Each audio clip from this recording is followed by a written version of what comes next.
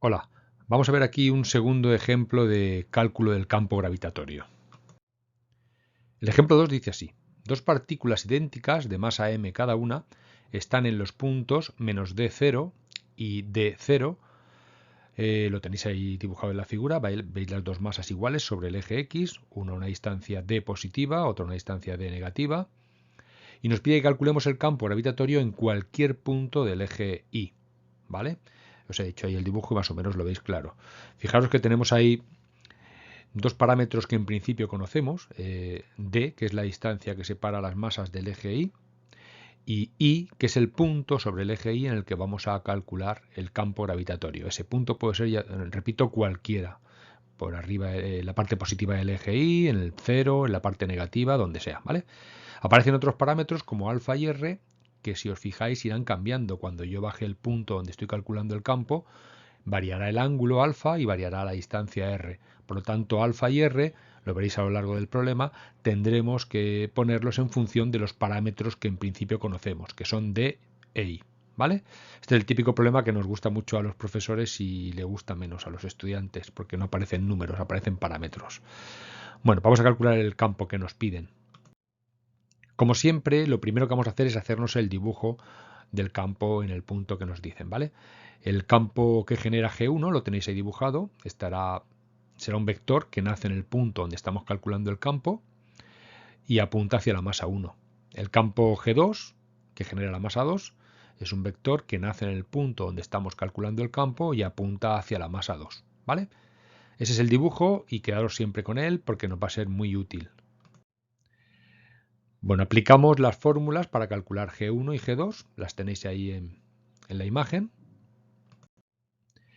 Si os fijáis, conocemos la masa 1 y la masa 2, nos falta calcular R1 y R2. Ya he dicho que el R1 y R2 van a ser iguales porque la figura es completamente simétrica y además no las conocemos, debemos ponerla en función de parámetros que conocemos. Los parámetros que conocemos son D y la altura I a la que estamos calculando el campo, ¿vale? Pues aplicamos simplemente Pitágoras. R es simplemente la hipotenusa de ese triángulo rectángulo. R cuadrado será igual a D cuadrado más I cuadrado. De manera que el módulo tanto de G1 como de G2, porque en principio el módulo de ambos vectores va a ser idéntico por la geometría del problema, ese módulo será G por M partido por R cuadrado. Y R cuadrado hemos obtenido que es igual a D cuadrado más I cuadrado, ¿vale? Es el módulo de G1 y el módulo de G2. Como siempre, primero calculamos el módulo y luego a partir del módulo y el dibujo de la figura calculamos el vector G1 y el vector G2. Vale, ahí tenemos el módulo que hemos calculado y en la figura de la izquierda os he descompuesto G1 en G1X y G1Y y G2 en G2X y G2Y. ¿Vale? Vamos a construir ahora esos vectores G1 y G2. Empezamos por G1. G1 será el módulo de G1X será el módulo de G1, el módulo de G1 por el seno del ángulo alfa. Y G1i será el módulo de G1 multiplicado por el coseno del ángulo, ¿vale? Simple trigonometría. Los signos, si os fijáis, son fáciles también de ver en el dibujo. G1x apunta hacia la izquierda, por lo tanto es negativo, y G1y apunta hacia abajo, por lo tanto también es negativo. De manera que el vector G1 será menos el módulo de G por el seno del ángulo alfa por I, y menos el módulo de G por el coseno de alfa por J. Bien, hasta ahí todo claro, yo creo que no ofrecerá ninguna duda, es algo que ya hemos hecho muchas veces. El problema es que aparece el seno de alfa, coseno de alfa y no sabemos lo que vale alfa. Entonces ahora lo que tendremos que hacer será expresar alfa en función de qué. Pues en función de parámetros que sepamos. ¿Y qué parámetros sabemos? D e I. Pues vamos a ellos. Aplicamos trigonometría. El seno de alfa es cateto opuesto partido hipotenusa, es decir, D partido por R. El coseno de alfa es cateto contiguo partido hipotenusa, es decir, I partido por R. Recordemos que R, lo hemos calculado anteriormente, R cuadrado era D cuadrado más I cuadrado, aplicación del teorema de Pitágoras, por lo tanto R es la raíz cuadrada de D cuadrado más I cuadrado. Pues bien, en la fórmula del seno y del coseno cambiamos r por esa expresión y tenemos que el seno de alfa es d partido por la raíz cuadrada de d cuadrado más i cuadrado y el coseno de alfa es i partido raíz cuadrada de d cuadrado más i cuadrado. Si os fijáis ahora, hemos cambiado el seno de alfa, el seno de un parámetro que desconocemos y no nos interesa que aparezca en nuestra expresión, por una expresión en la que aparece d y aparece i, parámetros que sí conocemos. Bien, pues tenemos ahí la expresión para G1, la expresión para el seno y para el coseno y vamos a sustituir seno de alfa y coseno de alfa por esas expresiones que tenéis a la izquierda.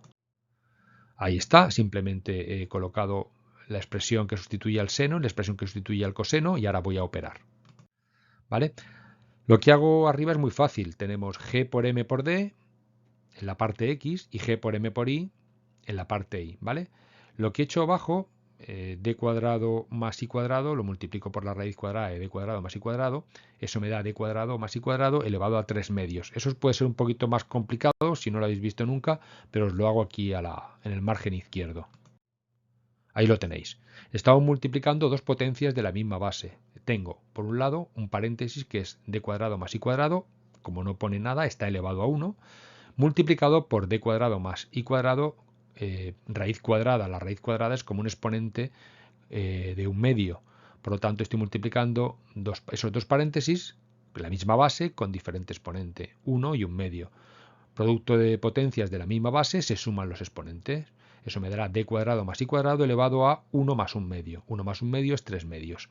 De ahí viene esa expresión que tenéis en el denominador en ambos fragmentos, ¿vale? Tanto en la parte X como en la parte Y. De manera que el campo G1 es menos GMD partido d cuadrado más i cuadrado elevado a 3 medios y menos GMI partido d cuadrado más i cuadrado elevado a 3 medios j. Bueno, ya tenemos el campo G1. Vamos a calcular el campo G2. Todo vuelve a ser lo mismo. Multiplicaremos el módulo por el seno en la parte X y el módulo por el coseno en la parte Y, como hemos hecho antes. Fijaos ahora que algún signo cambia y eso se ve muy fácil en la figura.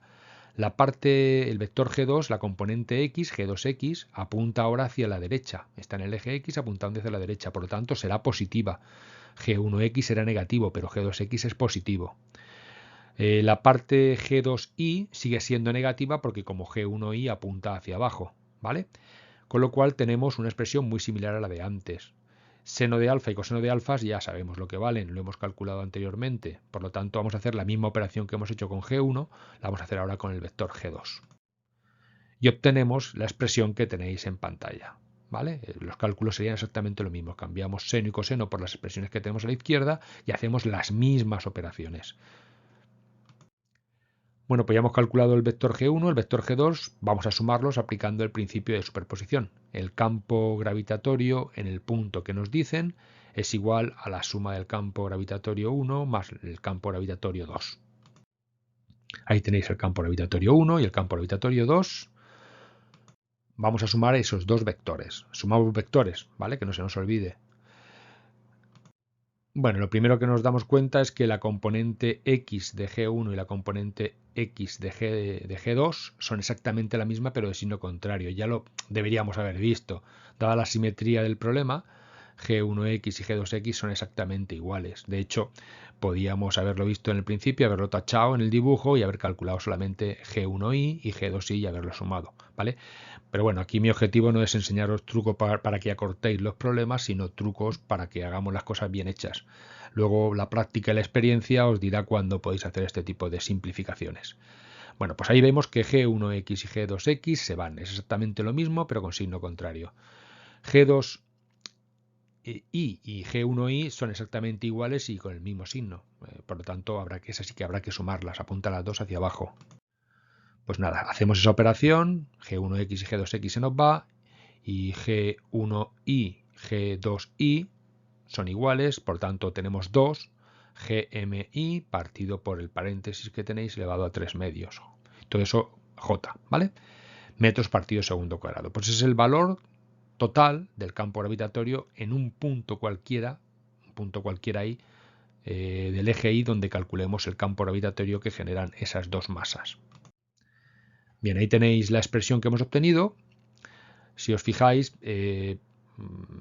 todo está en función del punto i que elijamos. Es decir, podemos elegir un punto que esté muy cerca al origen de coordenadas o muy lejos. Podemos elegir un punto en la parte positiva del eje y, en la parte negativa del eje y. Incluso podemos elegir un punto podemos elegir como punto el origen de coordenadas, el 0, 0, ¿vale? En función de esa elección que hagamos, el vector campo gravitatorio va a cambiar de sentido. Eso nos lo dice la expresión y nos lo dice el dibujito que os he hecho ahí, pero vamos a verlo con un poco más de detalle, ¿vale? Si os fijáis, en esa fórmula que tenemos un menos y todo lo demás son números positivos menos la i, que cambiará, será positiva o negativa dependiendo del punto donde nosotros decidamos calcular el campo gravitatorio. G, la constante de gravitación es positiva, la masa es positiva y el denominador es positivo porque son dos números positivos, o sea, dos números elevados al cuadrado, con lo cual siempre se va a quedar positivo. Si elegimos un punto del eje y positivo, y mayor que 0, ese número i será positivo, con lo cual toda la expresión será positiva, pero tiene un menos delante y el campo total será negativo, es decir, apuntará hacia abajo como ya habíamos previsto. G total será negativa si la i es un número positivo.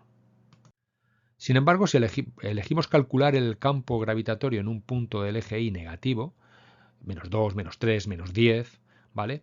Cuando introduzcamos ese menos 2, menos 3, menos 10 en la expresión, ese menos por el menos de la fórmula se me quedará positivo, es decir, el campo gravitatorio apuntará hacia arriba, como es lógico.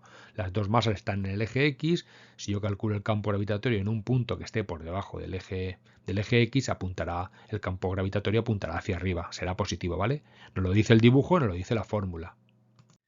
Y por último, si elegimos como punto del eje Y en el que calcular el campo gravitatorio el origen de coordenadas, pues el campo, sustituimos la I por 0 y el campo gravitatorio será 0, como es lógico porque ese punto sería el punto medio entre dos masas exactamente iguales. Se encuentra a la misma distancia y las masas son iguales, pues el campo gravitatorio que vamos a tener ahí será 0. Lo dice el dibujo y lo dice también la expresión que tenéis ahí. Pues nada, esto es todo. Os dejo con la expresión que hemos obtenido y este último estudio que he hecho para el signo del campo gravitatorio en función del punto i que elijamos, ¿vale? Pues nada, un saludo y hasta pronto.